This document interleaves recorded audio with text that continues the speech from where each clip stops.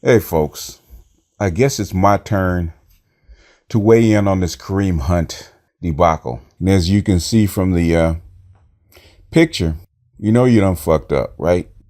And normally, I'm on the brother's side. I give the brothers a benefit of the doubt. I think it was Ray Rice. Okay, I gave him the benefit of the doubt. Man, he got in a fight with his woman, with his soon-to-be wife. And that kind of shit happens. I was willing to give him a break on that because they went after each other. And there's a lot of brothers I give a break to. But I'm going to be honest, man. I have a very, very low tolerance for stupidity, for blatant stupidity.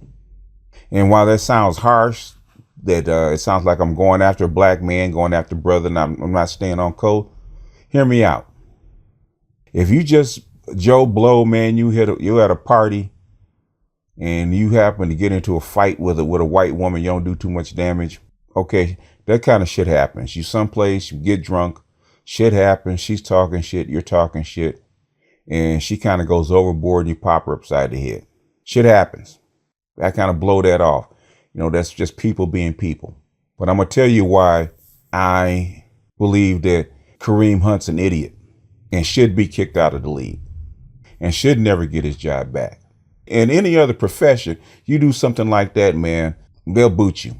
A blue collar dude, man, a regular working class dude couldn't get away with that shit, with that kind of assault. But let's start with number one and what most people don't understand about sports. Okay. In high school and below, sports is activity. It's exercise. It's educational. You get to college and above, it's entertainment. It's entertainment because they make money off of selling tickets. There is no value to seeing a person run with a football or shoot a basketball outside of entertainment. In entertainment, you need fans. You need customers. The athletes on the field are providing a service. They're providing entertainment. The important people are the people with the eyeballs on TV and the people in the stands. Now, while most of the people in the organizations on the team and the organizations might be male, the important people are in the stands or on TV. 45% of them are female. Let that sink in. 45 of your customer base is female. We're going to get back to that. But I want to go through the litany of why I think this dude is an idiot. Because I saw the tape. And whether he's drunk, high, whatever it is, that was vicious. And it took 4 people to hold him back.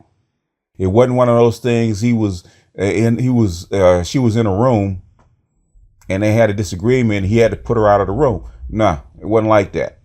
And the NFL is lying because they needed his ass on the field.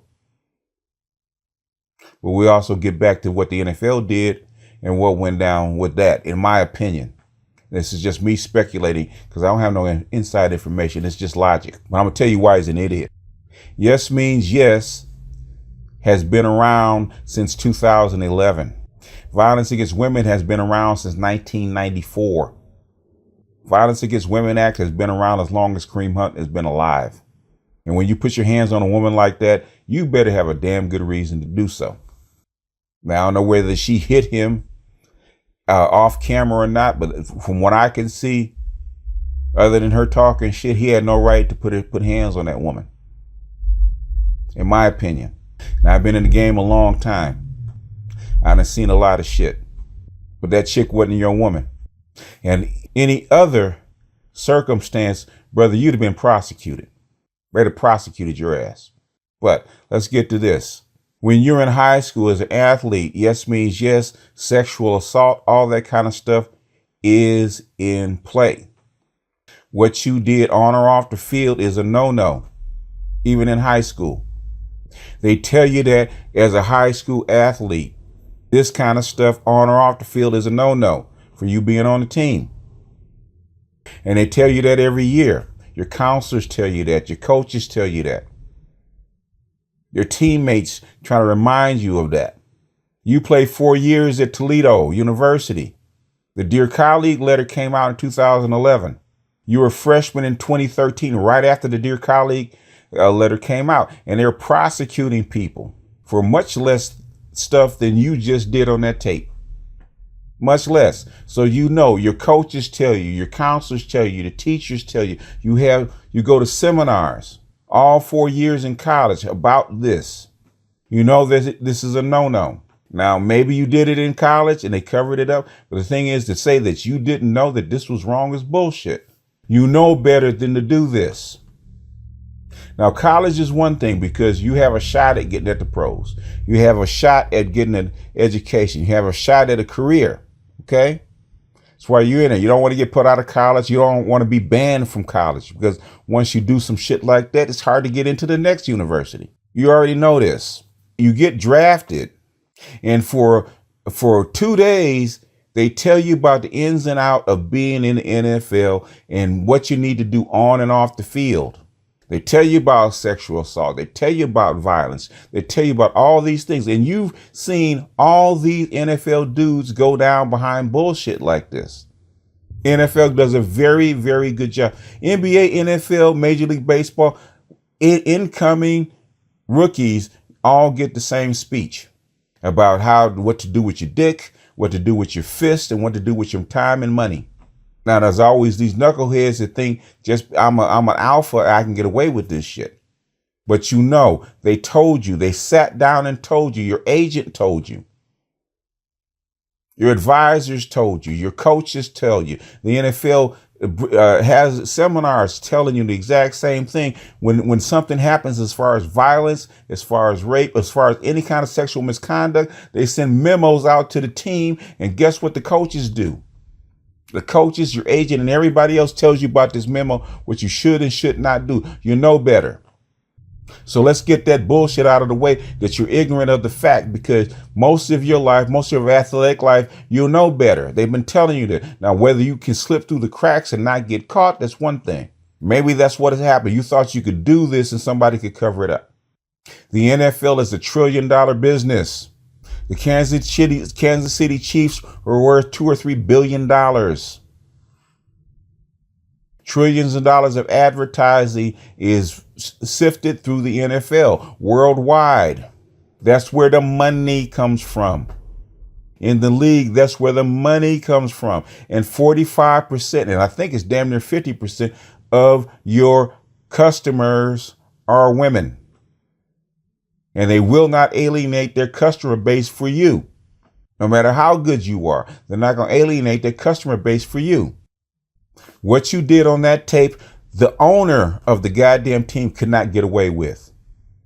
You feel me? The owner, not just you, the white ass owner that has $2 billion in his pocket, that owns the goddamn team, could not get away with what you just did on that tape. If the owner got caught doing the same damn thing, they would actually put his ass out the league too. He'd have less of an excuse because he's old and you're young, but the owner would get put out for the exact same thing that you just did. And as soon as you did it, as soon as they reported it, there was a phone call to the NFL about what we should do. They brought you in and they set your ass down and they showed you that tape. You already knew that tape was there because they showed it to you. And they say, you know, you done fucked up. That's why I got this picture up there. You know, you done fucked up. The thing is, if you weren't so valuable, you'd be cut right now. But if TMZ gets a hold of this and they broadcast this, guess what? You will be cut immediately. You know that, right? So you better pray to whatever God you believe in that tape never comes out. And NFL squashed it. That chick went running to the police and running to the NFL as soon as that shit happened because she wanted to get paid. I don't know how much money they gave her to shut her mouth. But the thing is, as soon as that shit happened, that shit was in the news. And the NFL squashed that tape because as soon as that tape comes out, they know that you are gone. I'm going to put a link to the TMZ video because I thought it was like something where he got pissed off and it was a momentary flash and he popped her and he kicked her. Even that's unacceptable. You went after her. When you punched her, man, you knocked down 3 people to punch her. You sent 3 people flying to get at her. And you knew right then and there, as soon as that call went to the NFL, that you were gone. So the thing is, brother, I would be investing. You have a business degree, you better start investing that money, because you will not be back. You will not be back. And, I hate it, because you're a brother. You're a young brother that had a chance of making a lot of money, because had you made it to your 3rd year, you're going to get paid. You're going to be fat. And you get bonked for pussy that ain't even yours. That's not even yours. You just got started. You was on your way to stardom. You go 10 years, you could have retired and you could have been fat. But your dumb ass let a white woman aggravate you. At least if you're going to let a woman get under your skin, it could be one of them, one of us. But you let a white woman get under your skin. And you threw away millions of dollars because you wanted to be the man. You wanted to keep it real. Well, brother, this is real. The NFL is entertainment. That's glitz. That's play. This is real. You're lucky that your ass is not in jail for assault. You're lucky she ain't suing you for everything you got. You're lucky that Me Too is the Me Too bandwagon is not over there rolling over you. You done seen Cosby go down. You done seen all these people go down. Tiger Woods, Cosby, all these people go down under this boot. But no, you're going to be the one not to. I don't even think you were thinking. I think you were high and you got pissed off. But I hope this is a cautionary tale for all the brothers after that. I know your pockets are fat. I know you want to have fun because you're young. Stay away from that shit, man. Make your goddamn money. When you're in your 20s, make your money. Make your money. When you get 30, then you can retire and do whatever the hell you want. If you want to go out whipping white women's behinds after you made your money, go on a plane, go overseas, go over to Europe or wherever you're from and go do that. Don't do it here. If you got that kind of anger, be smart about it. Stay away from events like that. Stay away from parties. Stay away from fucking alcohol.